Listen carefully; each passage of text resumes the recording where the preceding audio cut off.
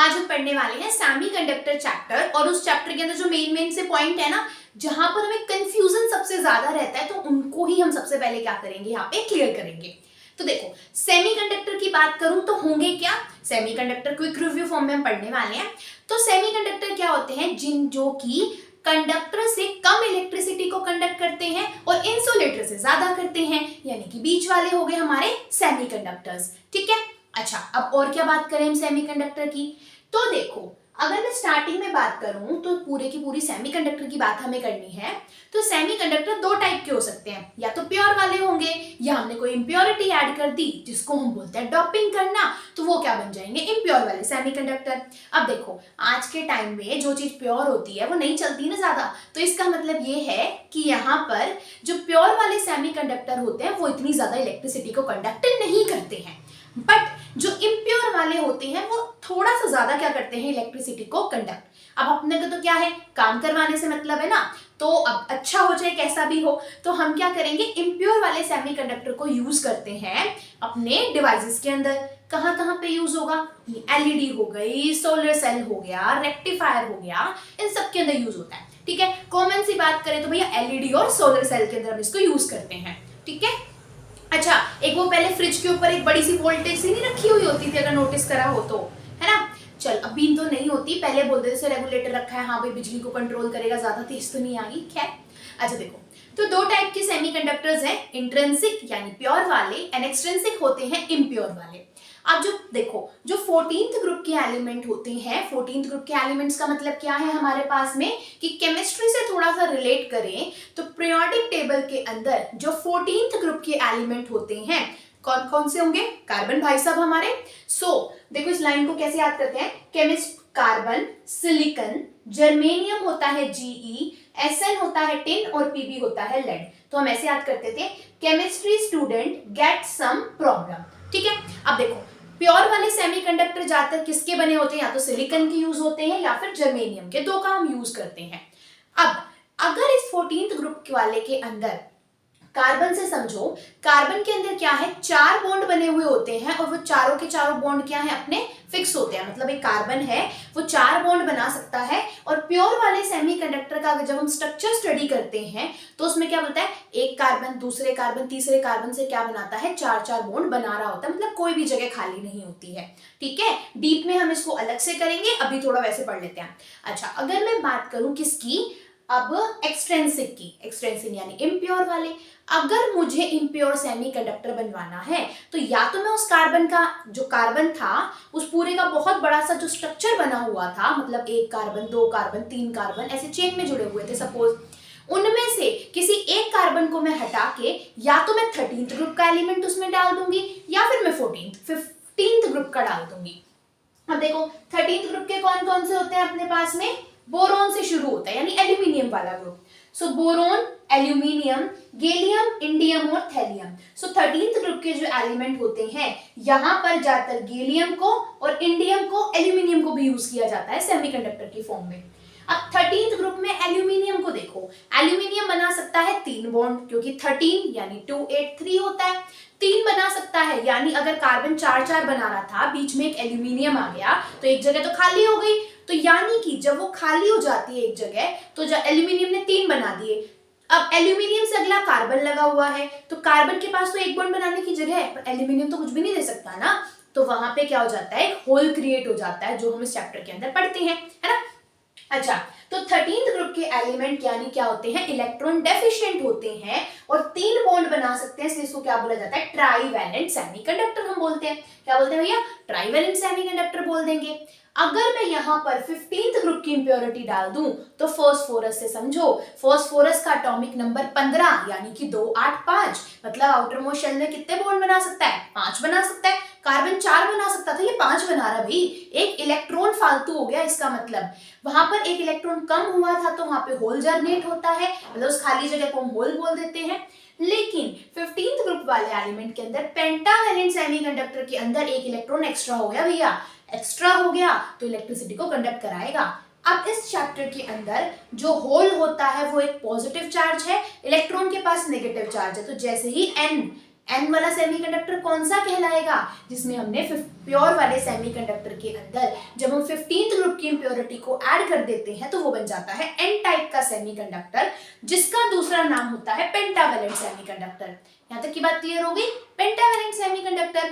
तो जब ये एन वाला और पी वाला जुड़ते हैं तो पी वाले के पास कमी थी इलेक्ट्रॉन की, एन वाले के पास ज्यादा थी, तो इलेक्ट्रिसिटी का कंडक्शन क्या हो जाता है, शुरू हो जाता है। कभी भी अकेला पी या एन नहीं यूज करते, हमेशा कॉम्बिनेशन में यूज किया जाता है। या तो आप पी एन पी यूज करोगे, है ना अपने चैप्टर में, p n p semiconductor, n p n semiconductor, इस तरीके से दे रखा है। ओके, अब अगर मैं यहाँ पे बात करूं तो ये तो अपना हो गया।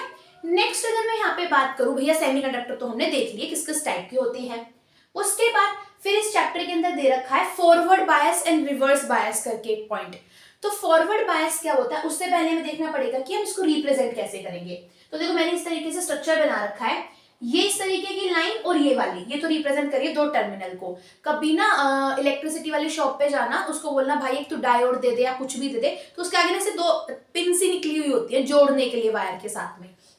तो जो ये ट्राइंगल होता है, यहां से लाइन शुरू हुई, ये ट्राइंगल है, ट्राइंगल रिप्रेजेंट करता है पी टाइप सेमीकंडक्टर को। और इस ट्राइंगल के खत्म होते ही, ट्राइंगल के खत्म होते ही क्या है, एक लाइन यहां पर लगी हुई है जो किसको रिप्रेजेंट कर रहा है, एन को। इसका मतलब ये कौन से वाला सेमीकंडक्टर मैंने बना दिया, ये पी है ये एन है, तो ये पी एन सेमीकंडक्टर हो गया। ये क्या है अपना, पी को रिप्रेजेंट कर रहा है और ये लाइन किसको रिप्रेजेंट कर रही है, एन को। अब देखो अगर फॉरवर्ड बायस, अब ये हमें बात याद रखनी है कि फॉरवर्ड बायस के अंदर करंट ज्यादा जाता है और रिवर्स बायस के अंदर करंट अपना कम जाता है। फॉरवर्ड बायस के अंदर हमने पढ़ा है ना, बीच में डिप्लीशन लेयर बनती है, तो फॉरवर्ड बायस के अंदर वो जो डिप्लीशन लेयर होती है उसकी लेंथ कम होती है, उसकी विड्थ कम होती है। यानी कि फॉरवर्ड बायस के अंदर क्या होता है, एक दूसरे से रिपल्शन नहीं होता, तो बीच की जो उनकी, मतलब देखो जैसे अगर मैं रिप्रेजेंट करूं, मान लिया मैंने जर्नल फॉर्म में किसी सेमीकंडक्टर को ऐसे रिप्रेजेंट कर दिया, मैंने यहाँ पे P लगा दिया सेमीकंडक्टर, यहाँ पे N, तो P और N के बीच में एक पतला सा गैप होता है जिसको हम क्या बोलते हैं, यहाँ पे इसको बोला जाता है बैंडविड्थ, तो नहीं, इसको हम बोलेंगे क्या गया अपना, डिप्लीशन लेयर इसको हम बोलते हैं। ठीक है, तो इन बीच के, अब जो ये डिप्लीशन लेयर होता है ना, ये इमेजिनरी होती है, यानी P और N के बीच में ये लेयर, बीच में एक छोटा सा रास्ता अपने आप बन जाता है जब इलेक्ट्रिसिटी को सप्लाई करते हैं। तो यहाँ पर अगर ये फॉरवर्ड बायस के अंदर है, कब होगी फॉरवर्ड बायस के अंदर, जब मैं पी टाइप सेमीकंडक्टर को तो पॉजिटिव टर्मिनल से जोड़ूंगी बैटरी के, और एन टाइप सेमीकंडक्टर को मैं नेगेटिव टर्मिनल से जोड़ूंगी, तो कहलाता है फॉरवर्ड बायस। बहुत बार कंफ्यूजन होता है, वो आपको डायग्राम बना के दे देगा और बोलेगा बताओ भैया ये फॉरवर्ड बायस में है कि रिवर्स बायस में है। तो अगर P वाला कोना प्लस से जुड़ा हुआ है और N वाला नेगेटिव से, तो यानी वो किसमें है, फॉरवर्ड बायस के अंदर है। फॉरवर्ड बायस के अंदर इस जो बीच वाला रीजन होगा, जिसको डिप्लीशन रीजन बोलेंगे हम, उसकी लेंथ क्या होती है, कम होती है। ठीक है, उसके बाद रिवर्स बायस की बात करें तो रिवर्स कब हो जाएगा, जब P को तो मैं N टर्मिनल से जोड़ दूं बैटरी के, और N को किससे जोड़ दूं मैं, पॉजिटिव टर्मिनल से, तो हो जाएगा रिवर्स बायस। अब रिवर्स बायस के अंदर क्या होता है, जो ये बीच की जो बैंडविड्थ है या जो डिप्लीशन लेयर जिसको भी बोलते हैं हम, मतलब बैंडविड्थ को डिप्लीशन लेयर बोलते हैं, इसकी लेंथ क्या हो जाती है, मतलब लेंथ नहीं विड्थ इंक्रीज हो जाएगी, मतलब ये चौड़ाई क्या हो जाएगी, जो गैप है बीच में P और N के बीच में बढ़ जाता है रिवर्स बायस के अंदर, और करंट भी क्या जाता है यहाँ पे, कम जाता है। ओके, उसके बाद में अब यहाँ पर जो पी टाइप सेमीकंडक्टर होता है, देखो पी टाइप सेमीकंडक्टर कैसे बना, प्योर के अंदर ये नहीं कि हम 10-12 या मतलब कि हम बहुत सारे मतलब इम्प्योरिटी ऐड करी, तो ऐसा नहीं होगा कि मान लिया मेरे पास में प्योर सेमीकंडक्टर था, प्योर तो सिलिकॉन वगैरह के ही बनेंगे, सिलिकॉन का बनेगा। अब जो सिलिकॉन वाले पूरे के पूरे सेमीकंडक्टर जो प्योर वाला है, उसके अंदर 2 या 3 या 4 या 5, इससे ज्यादा हम इम्प्योरिटी को ऐड नहीं करते। उस प्योर वाले के अंदर अगर मैंने कोई 13th ग्रुप के 2 या 3 एटम्स डाल दिए तो वो पी टाइप सेमीकंडक्टर कहलाता है। और प्योर वाले के अंदर मैंने 2 या 3 मतलब या 4 या 5, वो डिपेंडेंट अपॉन द नीड हम क्या करेंगे, अगर मैंने 15th ग्रुप के एटम को ऐड कर दिया तो वो एन टाइप बन जाता है। ऐसा नहीं कि पूरा का पूरा ही उसके अंदर, भाई मान लिया अगर 13 पी टाइप का सेमीकंडक्टर सारे एल्यूमिनियम होंगे, नहीं भाई, कार्बन वाले के अंदर यानी प्योर वाले के अंदर ही 1-2 ही कहीं कहीं पे क्या आ जाएंगे भैया, एल्यूमिनियम आ जाएंगे। ठीक है, तो पी टाइप सेमीकंडक्टर के अंदर होल्स की कंसंट्रेशन ज्यादा होती है इलेक्ट्रॉन के कंपैरिजन के अंदर, क्योंकि यहाँ पे क्या आ गया, सब कुछ बराबर बराबर चल रहा था। अब देखो प्योर वाले के अंदर तो क्या थे, होल और इलेक्ट्रॉन बराबर थे। अब एन पी वाले के अंदर मैं जैसे ही डालूंगी होल की कंसंट्रेशन ज्यादा हो जाएगी, एन वाले के अंदर क्या हो जाएगी, हमारी इलेक्ट्रॉन की कंसंट्रेशन ज्यादा हो जाएंगी, है ना। ओके, तो ये अपना हो गया। उसके बाद में कौन कौन सी डिवाइसेस हैं जो कि सेमीकंडक्टर चैप्टर में हमसे पूछी जाती है। तो पहली एप्लीकेशन है एलईडी। एलईडी से क्वेश्चन आता है, एलईडी हमेशा हम फॉरवर्ड बायस के अंदर यूज करते हैं। फोटोडायोड, फोटोडायोड रिवर्स बायस के अंदर यूज होता है, और जीनर डायोड को भी हम रिवर्स बायस के अंदर यूज करते हैं। तो आपका एलईडी फॉरवर्ड बायस में होता है, फोटोडायोड और जीनर डायोड को हम किस में यूज करते हैं, रिवर्स बायस के अंदर यूज करते हैं, ठीक है। एक हाफ वेव और फुल वेव रेक्टिफायर का भी है। तो हाफ वेव में तो क्या होता था, हाफ वेव रेक्टिफायर में ऐसा होता था ना कि मान लिया ये आपकी कोई वेव जा रही है, कहाँ पे रिप्रेजेंट करूं इसको, यहाँ नीचे बना देते, दिख जाएगा आपको। मान लीजिए कोई वेव जा रही थी, एसी करंट ऐसे ही फ्लो करता है ना। अगर ये हुआ आपका हाफ वेव रेक्टिफायर, तो हाफ वेव रेक्टिफायर में क्या होगा, ये बीच में से अगर मान लिया पॉजिटिव वाली, ये पॉजिटिव को रिप्रेजेंट करता है, ये नेगेटिव को, तो हाफ वेव है तो सिर्फ ये या तो पॉजिटिव पॉजिटिव ही रहेंगे या फिर नीचे वाले नेगेटिव नेगेटिव ही रहेंगे।